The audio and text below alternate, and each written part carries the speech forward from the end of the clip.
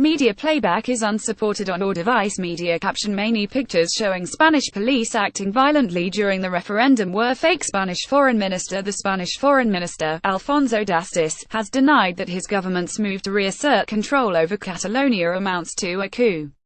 The Speaker of the Catalan Parliament, Carme Forcadell, called measures announced by the government on Saturday a de facto coup d'etat. If anyone has attempted a coup, it is the Catalan regional government, Mr. Dastis told the BBC. Madrid acted after regional leaders refused to halt an independence drive. Image copyright Getty Images. Image caption: anxious independence supporters listened to Carles Puigdemont's speech on their smartphones in Barcelona. The Catalan government, led by President Carles Puigdemont, points to the majority yes vote in a referendum on independence it held on 1 October in the teeth of a Spanish court ban. Of the 43% of Catalans said to have taken part, 90% voted in favor of independence, it said. Unionist parties who won about 40% of the vote at the 2015 Catalan elections boycotted the ballot, and many anti-independence supporters stayed away, arguing it was not valid. What is the Spanish government's position? On Saturday, Prime Minister Mariano Rajoy announced plans to sack Catalonia's regional government and curtail some of the freedoms of its parliament.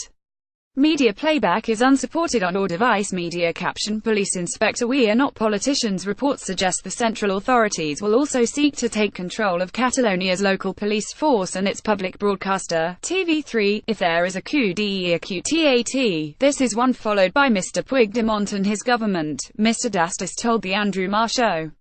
What we are doing is following strictly the provision of our constitution, he said, describing it as a carbon copy of the German constitution.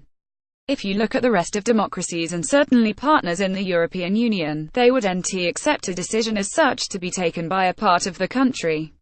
Media playback is unsupported on or device. Media caption: some 450,000 people protested on Saturday, local police said. He also argued that many images of police violence against protesters on referendum day were fake.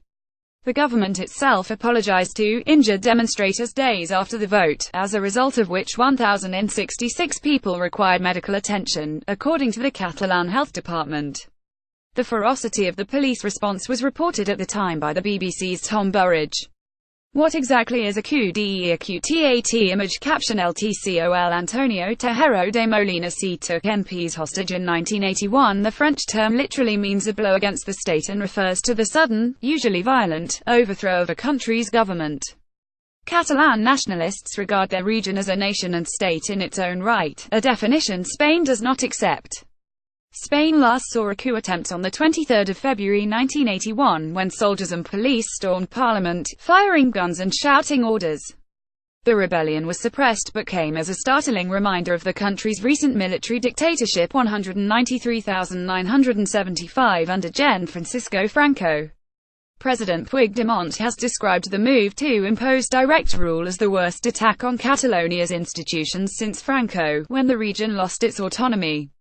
What do the Spanish media say? Image copyright El.avi. Return to the past is how Catalonia's Catalan-language pro-independence El.avi sums up Saturday's developments on its front page. In an opinion piece, Zvi argues that Madrid is mounting a coup d'etat to submit Catalonia to central rule in a way not seen since the 18th century. In an editorial in El Periódico, Spain's fifth biggest newspaper, which publishes both in Spanish and Catalan, Enrique Hernandez argues that Madrid responded in kind to the aggression of the independence camp, which ignored Spanish law to hold a sham referendum.